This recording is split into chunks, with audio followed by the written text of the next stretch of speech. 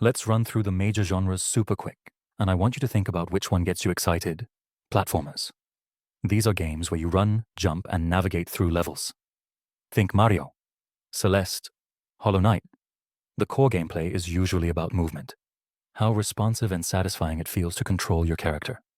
These are actually great for beginners, because the basic controls are simple: move and jump. But you can add tons of complexity through level design and mechanics.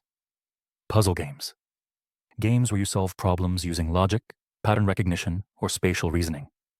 Tetris, Portal, Monument Valley. The hook is that aha moment when you figure it out. Puzzle games can be super simple or mind-bendingly complex, but they all make you feel smart when you win. RPGs, role-playing games. You play as a character who grows stronger over time through experience, levels, and abilities. Pokemon, Undertale. Even Stardew Valley has RPG elements. The appeal, progression, customization, becoming powerful, and usually a story where your choices matter, or at least feel like they do. Simulation games. Games that let you manage, build, or simulate real-world activities. Stardew Valley, The Sims, Minecraft. The hook is creative freedom and control.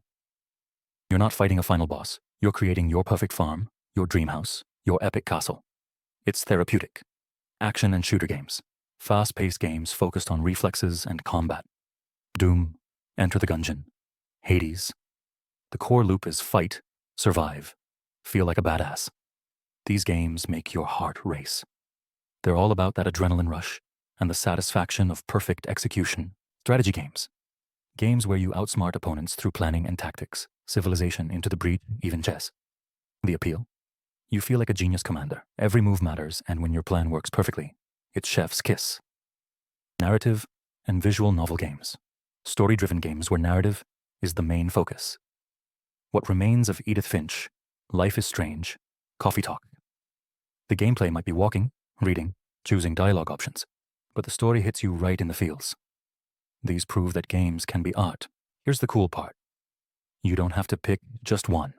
Some of the best indie games mix genres: puzzle platformers like Celeste, action RPGs like Hades, strategy narrative games like Into the Breach. The combinations are endless, and that's where innovation happens.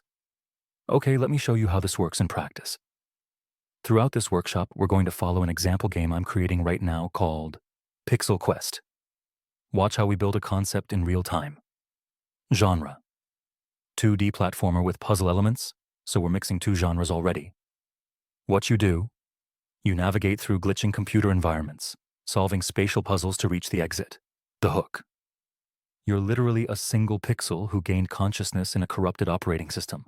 Why you should care: it combines nostalgia for retro graphics with a unique perspective.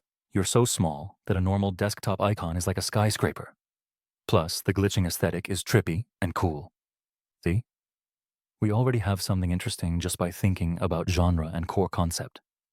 We haven't designed a single mechanic yet, but you can already picture this game, right?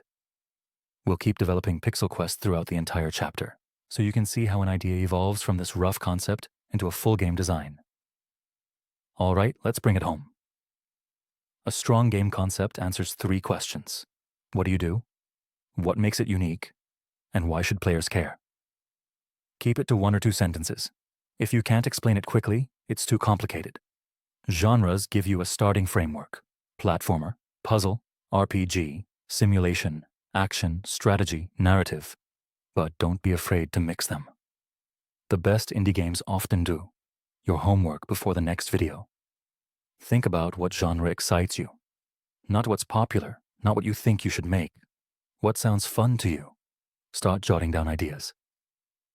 Don't worry if they're original enough. We'll work on that. Just focus on what gets you excited. Next up, we're diving into brainstorming techniques that'll help you generate awesome game ideas, even if you think you're not creative. Spoiler, you absolutely are. Thanks for watching. If you found this helpful, hit that like button and subscribe. We've got a ton more game dev content coming. See you in the next one.